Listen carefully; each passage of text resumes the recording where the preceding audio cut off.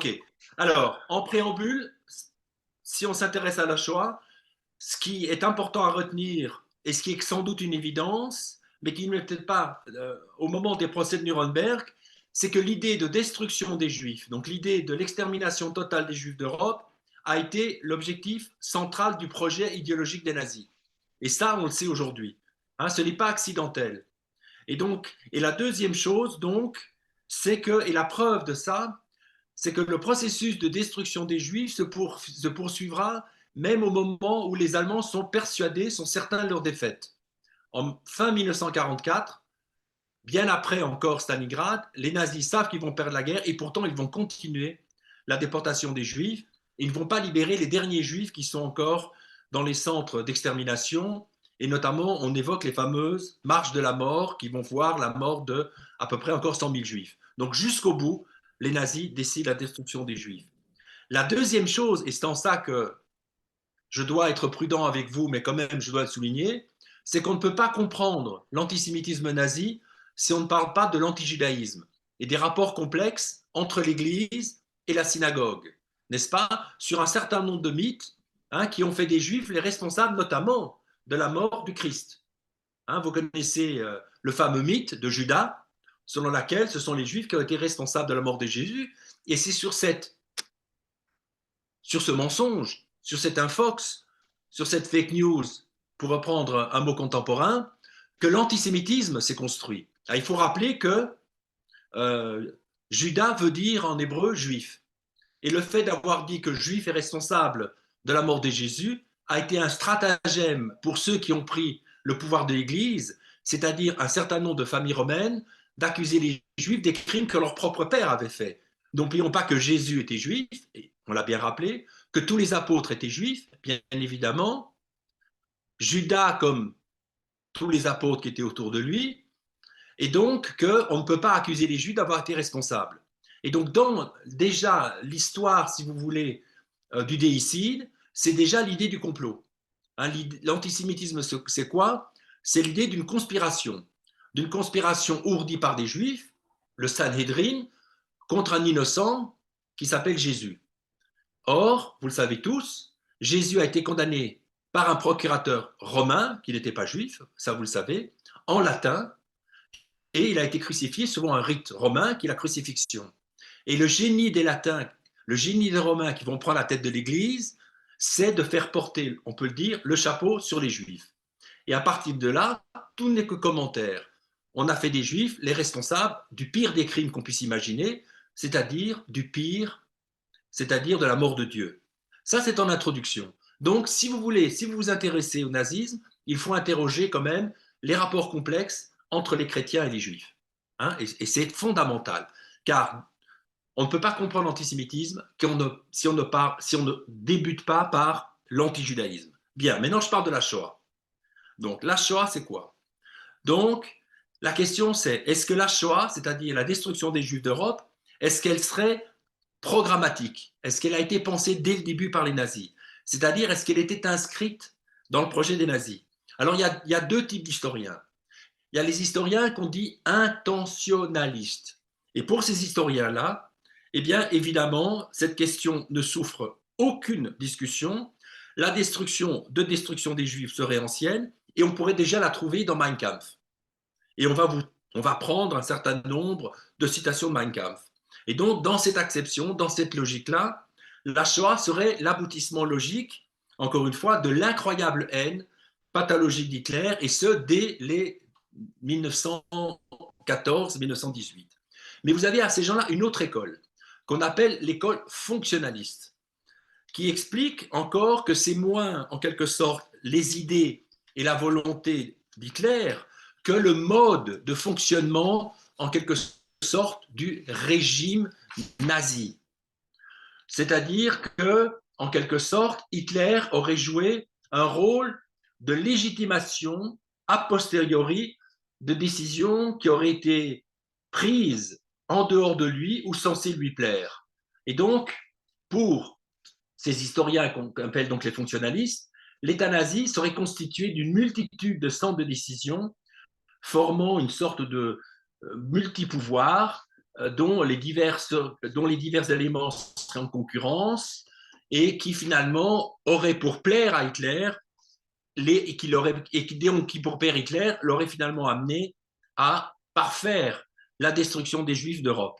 Et donc, pour ces gens-là, le judéocide ou la Shoah, si vous voulez, serait moins le résultat d'un programme que d'un engrenage fatal et fruit d'une large improvisation.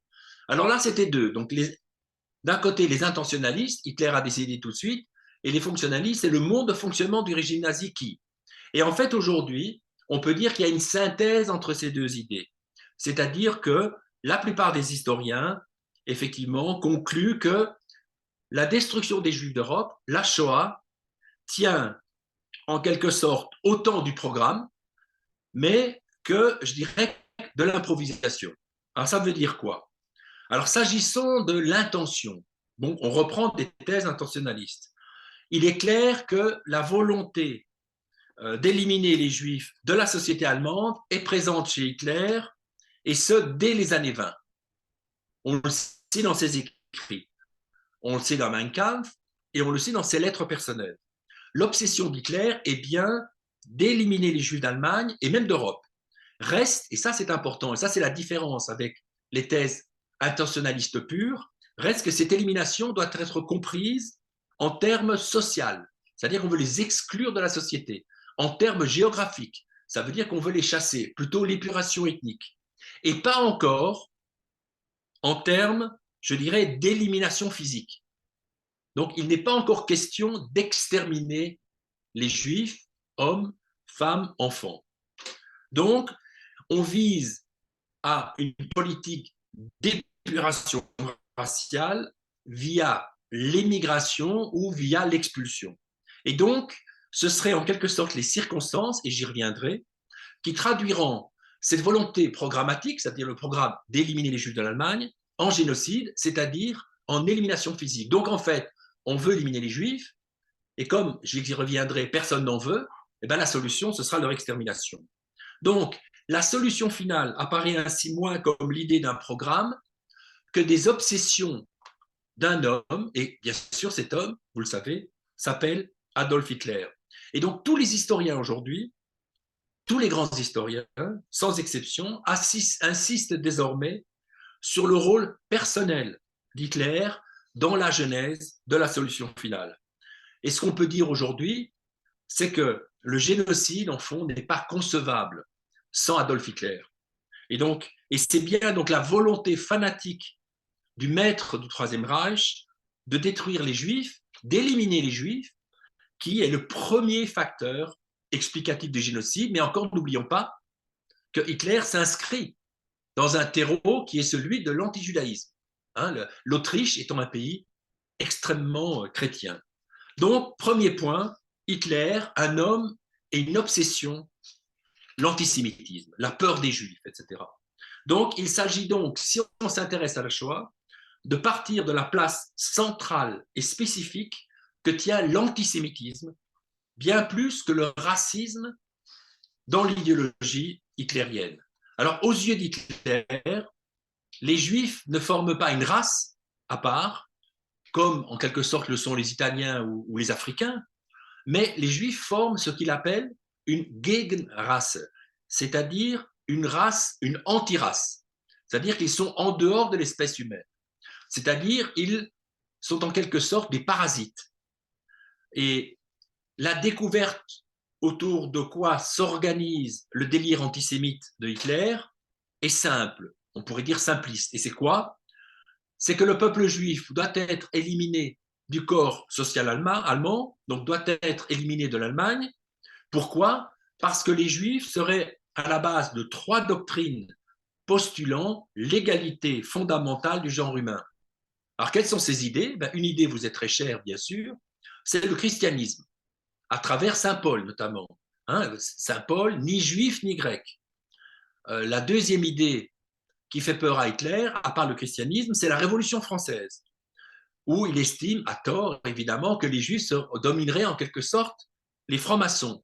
Et la troisième idée qui postulerait en quelque sorte l'égalité entre les hommes, c'est le bolchevisme à travers la figure de Karl Marx.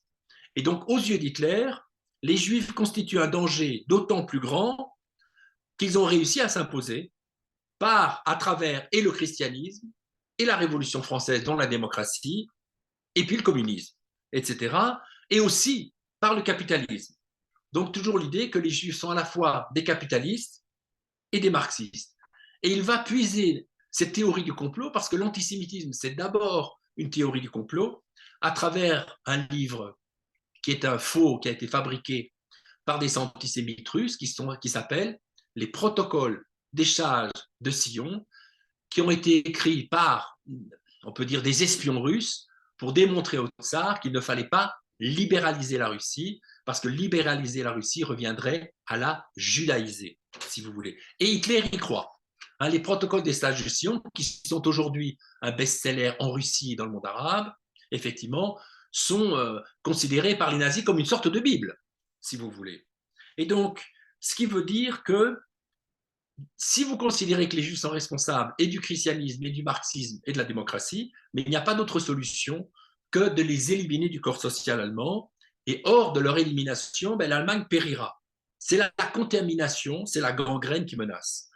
Et donc, si pour les nazis, les Slaves sont encore des hommes, mais bien sûr de race inférieure, les Juifs, eux, sont considérés, et c'est ça la grande différence, je l'ai dit, avec le racisme, non pas comme des sous-hommes, mais comme des bacilles, comme des bactéries qu'il faut éliminer à tout prix pour que le monde entier n'en soit pas contaminé. Et je cite Hitler, nous ne voulons pas, dans le processus d'élimination d'un bacille, être contaminés, tomber malade et mourir aussi.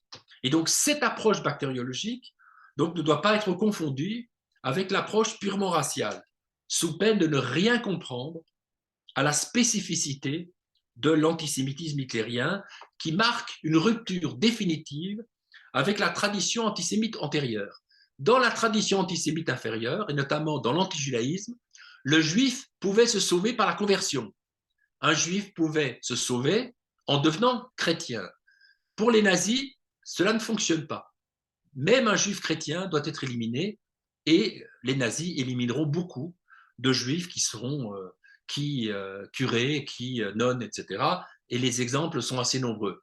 Au sein du ghetto de Varsovie, il y a une église pour les juifs convertis au catholicisme. Donc c'est un antisémitisme qui ne laisse aucune place aux juifs. Et donc ce qui signifie qu'au terme de cet antisémitisme de rupture, d'un antisémitisme biologique, chaque juif constitue un danger, y compris les vieux, y compris les malades, y compris les handicapés et surtout les nouveau-nés. Pourquoi? Parce qu'un microbe est un microbe, quel que soit son âge, son pouvoir de nuisance demeure. Et en fait, la seule solution, on y reviendra, ben, ce sera l'antibiotique, ce sera l'élimination. Reste que si Hitler veut éliminer le bacille juif, l'examen de ses écrits et de sa politique avant 1941, et retenez bien la date de 1941, car c'est en 1941 que la décision est prise et pas avant, ne peut laisser supposer que cette élimination est déjà physique. Je vous l'ai dit, jusqu'en 1941, l'élimination est pensée en termes plutôt social et en termes géographiques. Et donc, les nazis vont jusqu'en 1941 hésiter entre deux solutions contradictoires. Expulser les juifs vers un territoire où il sera possible de s'en servir comme otage si nécessaire, ou les concentrer dans une réserve, un peu comme les Sud-Africains ont fait avec des populations africaines, ou comme l'ont fait les Américains avec les populations indiennes, ou alors dans des ghettos, et c'est ce qui va se passer. Reste que, comprise dans un sens social ou physique, l'élimination est pour les nazis prioritaire, et finalement l'idée d'extermination s'imposera logiquement sous la conduite, comme je l'ai dit, des circonstances. Rappelez-vous, intention et fonction. Alors, quelles sont les circonstances qui vont amener les nazis à décider de l'extermination des Juifs? C'est la guerre totale. Comme l'écrit un des plus grands historiens britanniques de la Seconde Guerre mondiale, la guerre et les conquêtes rapides de la Pologne transformaient radicalement les données du problème. N'oublions pas qu'Hitler prend le pouvoir en 1933 dans une Allemagne composée de 60 millions d'habitants et que les Juifs, je ne sais pas si vous le savez, constituaient moins d'1% de la population. 1%. Il y avait 500 000 Juifs en Allemagne contre 60 millions. Donc les Juifs, en fait, sont totalement innocents. Les Juifs n'ont absolument aucun pouvoir en Allemagne. Les Juifs sont plutôt des intellectuels. Hein, vous savez, les grands savants, etc. Le problème, c'est qu'avec l'invasion de la Pologne, les Juifs vont devenir beaucoup plus nombreux, puisque la Pologne compte la plus grande communauté juive pratiquement d'Europe. 3 300 000 personnes. Avec l'annexion de l'Autriche, avec l'annexion de la Tchécoslovaquie, puis la conquête de la Pologne, les Allemands vont se retrouver avec pratiquement 4 millions de Juifs. Donc, vous comprenez, encore une fois, que alors qu'il n'y avait pratiquement pas de Juifs en Allemagne, les voilà qui se retrouvent là, avec des Juifs plutôt pauvres. Les Juifs polonais sont des gens qui sont plutôt pauvres. D'où d'ailleurs le fait qu'ils ont émigré, qui en Israël, qui deviendra Israël, qui aux États-Unis, qui en Europe. Et donc, très rapidement, l'idée de réserve juive dans des régions polonaises va germer dans l'idée des nazis. Il y aura même l'idée d'expulser les Juifs en Afrique, dans l'île de Madagascar, de transformer l'île de Madagascar comme une immense réserve où les Juifs disparaîtront par famine et par maladie, etc. Reste qu'ils ne pourront pas, et heureusement, utiliser cette solution dans la mesure où les nazis ne sont pas maîtres des mers, puisque ce sont les Britanniques qui contrôlent les mers. Donc, première idée, la circonstance, c'est la guerre, le fait d'avoir finalement créé en quelque sorte une masse juive qu'ils n'avaient pas. La deuxième raison, la deuxième circonstance, c'est le système international. L'idée d'extermination va s'imposer chez les nazis, d'autant plus logiquement que les juifs sont seuls. Contrairement à ce qu'on dit aujourd'hui, les antisémites pensent que les juifs contrôlaient le monde, que les juifs contrôlaient le communisme à travers Staline, ou qu'ils contrôlaient Roosevelt à travers Wall Street, etc., à travers le capitalisme. En fait, les juifs ne contrôlent rien. Les juifs sont totalement seuls et, à sa grande surprise, Hitler constate que le sort des juifs n'intéresse personne. Personne ne veut de juifs, à part quelques savants importants comme Albert Einstein, mais sinon, personne ne veut ouvrir ses frontières aux Juifs. Alors, en deux mots, l'Union soviétique refuse les Juifs, l'Amérique a des quotas racialistes, l'Amérique a des quotas depuis les années 20, et donc l'Amérique n'acceptera pratiquement aucun Juif jusqu'en 1945, il faut le savoir, d'où le mythe absurde que les Juifs contrôleraient les États-Unis. Le Canada n'en acceptera pas non plus. Il y a cette célèbre phrase en disant none is too many, c'est-à-dire un est déjà de trop. L'Australie fermera ses portes et vous le savez tous que la Palestine mandataire est fermée aux Juifs puisque, de peur d'une révolte arabe, les Britanniques ferment l'entrée de ce qui sera le futur État d'Israël. Ce qui veut dire que les Juifs sont seuls et donc Hitler, se rendant compte qu'il ne peut pas se débarrasser des Juifs géographiquement, par épuration ethnique, eh bien, il se rendra bien compte finalement que la solution, c'est peut-être de les exterminer sur place. Alors la question, c'est quand le décidera-t-il? Je répète, il se trouve avec près de 4 millions de Juifs, que personne ne veut. Il y a quelques pays qui les acceptent. La Belgique un peu les Pays-Bas et un peu la France. Mais ils ne peuvent pas accepter, ils ne peuvent pas englober quelques millions de personnes. Alors quand est-ce qu'on peut déterminer la date? Quand est-ce que Hitler prendra-t-il la décision d'exterminer cette fois-ci physiquement les Juifs? Et on dirait qu'aujourd'hui, pour la quasi-totalité des historiens, parce que moi je parle de la quasi-totalité des historiens, eh bien pour percer ce mystère, il faut partir du 22 juin 1941. Et c'est quoi le 22 juin 1941? Le 22 juin, c'est l'attaque par les nazis de l'Union soviétique. C'est ce qu'on appelle l'opération Barbarossa. Hitler présente cette guerre contre l'Union soviétique où s'entremêlent antisémitisme, anti-bolchevisme et expansion vers l'Est comme la seconde révolution du national-socialisme. Et donc, comme il explique à ses généraux en mars 1941, il ne s'agit ni plus ni moins que de couper une fois pour toutes les racines du judéo-bolchevisme. La guerre sera une Vernichtungsbefehl. une Vernichtungskrieg, excusez-moi, une guerre d'extermination. Autant on avait pris des pincettes avec les Français, autant on avait plus ou moins respecté les Belges et les pays conquis à l'ouest, autant dans sa guerre à l'est, il ne sera accordé aucune pitié. Et donc il y a un certain nombre de directives qui vont directement montrer de quelle guerre il sera question. Et donc c'est une guerre où les communistes et les hommes juifs devront être exterminés. Et pour ce faire, on va créer des escadrons mobiles de la mort, ce qu'on appelle les Einsatzgruppen, qui vont commencer dès juin 1941 à tuer tous les hommes juifs et tous les leaders bolcheviques, considérant qu'un homme juif est par définition un bolchevique. C'est absurde, mais encore une fois, il faut se mettre dans la peau des nazis. Et donc, ce qui veut dire qu'il y aura des massacres méthodiques. Et ce qui est intéressant à noter, c'est qu'à l'origine, on ne tue que les hommes, mais à partir de juillet, et on a les statistiques de ces fameux Einsatzgruppen, parce que les Allemands ont une bureaucratie où on conserve les données des gens qui ont été amenés à être tués.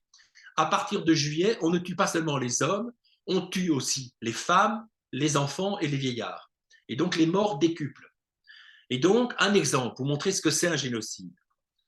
Du 23 au 30 septembre 1941, en 2 jours, les nazis vont tuer 33 771 juifs de Kiev. On connaît tous aujourd'hui la capitale ukrainienne. Eh bien, en 2 jours, les nazis vont tuer 33 771 personnes, hommes, femmes, enfants compris. Et donc, ces Einsatzgruppen vont de 1941 à 1944. Aujourd'hui, il y a le père des Bois, qui est un éminent savant catholique qui a fait beaucoup de recherches sur les exactions des Einsatzgruppen en Pologne, en Biélorussie, en Ukraine, estime qu'on a tué 2 millions de juifs par balle. On les tue un peu à la manière dont les Hutus ont été amenés à tuer les Tutsis. Et c'est extrêmement simple de tuer des civils désarmés. Les juifs, comme les Tutsis, comme les Arméniens, n'ont pas d'armes. Et donc, rien de plus simple que de tuer des hommes, des femmes et des enfants désarmés. Reste qu'on peut dire qu'à cette époque, ces mesures d'extermination ne concernent que les seuls juifs soviétiques. Donc, je répète, à partir donc, de juin 1941, vous avez l'invasion de la Russie, de l'Union soviétique, et la décision est prise de tuer d'abord les hommes, puis les femmes et les enfants, et les vieillards, mais cela ne concerne pour l'instant que les juifs soviétiques. Et tout porte à croire, effectivement, que le pas de tuer l'ensemble des juifs sera franchi, et là, pratiquement, encore une fois, tous les historiens sont plus ou moins d'accord, en octobre 1941, pas lors de la conférence de Wannsee. En octobre 1941, eh bien, on peut dire que cette décision d'exterminer les juifs soviétiques va s'étendre à l'ensemble des juifs sous la coupole du Reich, c'est-à-dire non seulement des juifs russes, non seulement des juifs polonais, mais aussi des juifs français, des juifs hollandais et surtout des juifs allemands. Car le problème, c'est que faire des juifs allemands et que faire surtout des héros juifs de la Première Guerre mondiale. Les juifs, pendant la Première Guerre mondiale, s'étaient montrés aussi patriotes que leurs frères catholiques ou que leurs frères protestants. Et donc, il y avait beaucoup de juifs qui avaient été médaillés, effectivement, de la Croix de Fer. Eh bien, en octobre 1941, on décide d'aller déporter même ces juifs qui sont des héros de la Première Guerre mondiale. Donc, on peut considérer, et on peut finalement considérer qu'il ne faut parler réellement de génocide qu'à partir du moment où la solution finale inclura aussi les juifs allemands et de manière donc plus générale les juifs occidentaux. Et c'est ainsi que le 24 octobre 1941, le chef de la Gestapo interdit l'immigration juive hors d'Europe. Ce qu'il faut savoir, que jusqu'en 1941, il était possible pour les juifs d'émigrer. Une partie de ma famille a participé au dernier transport par voie maritime qui est parti d'Anvers en septembre 1941. Il était possible. Ils ont été où? Dans un des rares pays qui accueillait les Juifs, Cuba. Ce qui prouve bien qu'il était possible pour les Juifs de partir à condition qu'ils aient un visa. Or, aucun pays n'accordait de visa aux Juifs. Et donc, je reviens à ma circonstance, que les Juifs, comme l'ont été les Arméniens, comme l'ont été les Tutsis, étaient totalement seuls. Et donc, on n'est plus dans un contexte d'épuration ethnique, bien évidemment, on est dans un contexte de génocide. Et donc, c'est toujours en octobre que débute l'extermination des Juifs serbes, où on va commencer à utiliser des camions à gaz. Et donc, le processus donc, de mort est enclenché, et à partir de ce moment-là, on est sûr qu'il n'y a plus de débat au sein des cercles dirigeants allemands, et on sait que le mot solution finale du problème juif, désigne bien et uniquement la politique d'élimination, cette fois-ci physique et totale, c'est-à-dire y compris les enfants, de la judaïcité européenne. Et donc, c'est à partir de ce moment-là, effectivement, que Himmler va lancer des invitations à la fameuse conférence de Wannsee, dont l'objectif n'est pas de décider de la solution finale, mais en quelque sorte de coordonner sa mise en place. Et par exemple, un exemple, on va y associer les chemins de fer du Reich et on va décider que, eh bien, comment dire, le ministre responsable des chemins de fer va demander à la SS de pouvoir que les Juifs doivent payer leur transport. Et donc la SS va réussir ce coup de force de déporter les Juifs vers les centres d'extermination en tarif de groupe et aller et pas de retour, bien évidemment. Et donc, l'idée de Wannsee, donc, c'est de coordonner l'extermination, encore une fois, des 11 millions de Juifs. Et c'est dans c'est à partir de ce moment-là que l'on va penser à créer ce qui est totalement nouveau dans l'histoire humaine, ce qu'on appelle les centres d'extermination. Vous avez beaucoup entendu parler des camps de concentration. Hein, les camps de concentration ont été créés dès 1933 en Allemagne. Le premier camp de concentration, Dachau, a été créé pratiquement dès la prise de pouvoir d'Hitler en mars 1933. Mais les Juifs ne sont pas exterminés dans ces camps-là. Les Juifs sont exterminés dans des centres d'extermination. Les centres d'extermination, il n'y en a que 6. Ils sont tous en Pologne. Et dans ces centres d'extermination, il n'y a pas de survie possible. Il faut bien comprendre. Dans un camp de concentration, il y a à peu près 60% de chances de pouvoir échapper à la mort, un peu comme dans le goulag, si vous voulez. Dans un centre d'extermination, le taux de mortalité, à part Auschwitz, qui est un camp mixte, est de 99,99%. Je vais vous citer quelques exemples. Le camp de Sobibor, 450 000 déportés, 4 survivants. Le camp de Remno, 150 000 déportés, 2 survivants. Treblinka, 900 000 morts, 100 survivants parce qu'il y a une révolte. Donc il faut bien se rendre compte que les centres d'extermination sont l'expression de la décision des nazis d'exterminer le peuple juif en totalité. On peut aller jusqu'à tuer, à Treblinka, jusqu'à 9 000 personnes par jour, et on ne survit qu'un jour. On est tué le jour même de la déportation. Et c'est ce qui fait que je n'utilise pas le mot de camp d'extermination, mais centre d'extermination ou centre de mise à mort, ou comme le dit un historien qui est un de mes amis, Georges Bensoussan, un centre d'extermination, ce sont des usines à fabriquer des cadavres. Alors je vais terminer. Dernière question, en quelque sorte. Qu'est-ce qui pousse Hitler au génocide, en quelque sorte? Qu'est-ce qu'il pousse? Eh bien, qu'est-ce qui l'amène à prendre cette décision en juin 1941? Et il y a 2 écoles. Une école qui nous dit que c'est l'échec de la conquête de la Russie. C'est le fait qu'il ne réussit pas à écraser tout de suite l'Union soviétique. Et d'ailleurs, il échouera.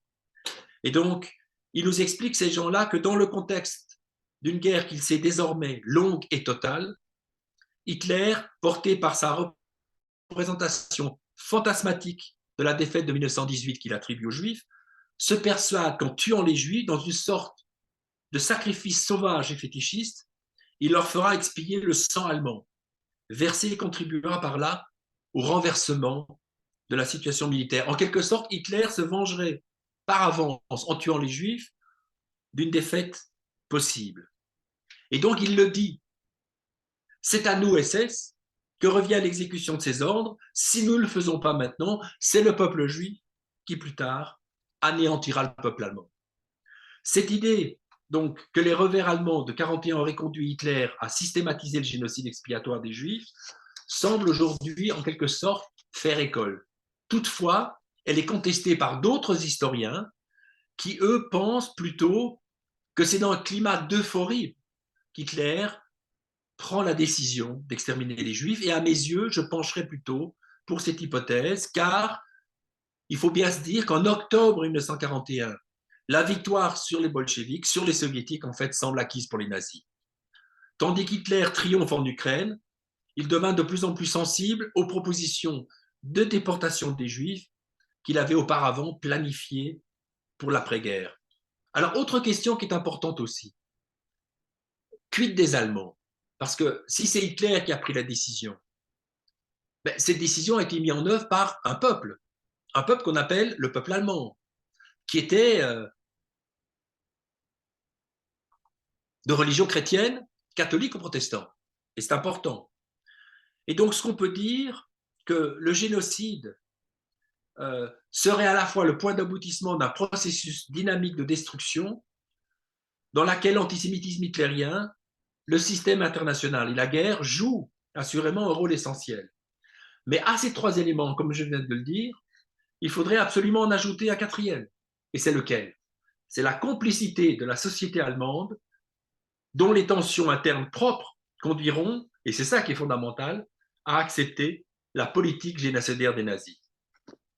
La question de l'insertion du projet exterminateur dans la société allemande doit être posée.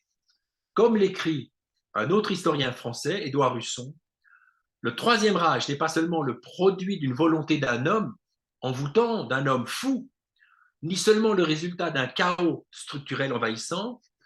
Comment ne pas accepter l'idée aussi que des Allemands ordinaires ont fourni au système des moyens de fonctionner pendant 12 ans? Et cette question, elle se pose aussi dans le cas du génocide des Tutsis, qui était sans doute le Rwanda, le pays le plus christianisé d'Afrique, où vous avez des prêtres qui ont été amenés, rappelons-nous, des fidèles. Je travaille beaucoup sur le génocide des Tutsis, si vous me permettez. Et donc, comme l'a démontré d'ailleurs un historien allemand, la Gestapo n'aurait pas pu fonctionner sans la complicité de millions d'individus. Et on se souviendra que la résistance aux nazis est faible. Alors, détail incroyable, en chiffre absolu, le nombre d'agents de la Gestapo était à peu près la moitié de celui des agents de la police politique de l'Allemagne communiste, soit 100 000 individus pour une population qui était 4 fois moins nombreuse. Donc, ce qui veut dire que, encore une fois, il y avait en quelque sorte un acquiescement de la société allemande à l'extermination des Juifs. Donc, antisémites, les Allemands le sont sans doute davantage que d'autres peuples d'Europe occidentale, et ce d'autant plus dans le contexte de la nature de son nationalisme de type racialiste, völkisch. Les Allemands étaient à l'époque, plus que toute autre nation européenne, obsédés par la question raciale. Et moi, je suis un historien non seulement de la Shoah, mais des génocides, et j'ai beaucoup travaillé sur un génocide, le premier génocide du XXe siècle, qui n'est pas le génocide des Arméniens, mais qui est le génocide des Héréros. Héréros, vous connaissez, un peuple de l'actuelle Namibie. Et donc, le peuple allemand a été le seul peuple colonialiste, impérialiste, à avoir procédé à un génocide. Ce n'est pas le cas de la France, ce n'est pas le cas de l'Angleterre, ce n'est pas le cas de la Belgique, même si la colonisation belge a été atroce. Mais il y a eu un Vernichtungsbefehl en 1904 contre la population des Noirs de l'actuelle Namibie. Et donc, il semble bien que l'idéologie raciste meurtrière avait bien pénétré tous les secteurs d'une société fondée sur des valeurs d'autorité, de hiérarchie et aussi de raciologie.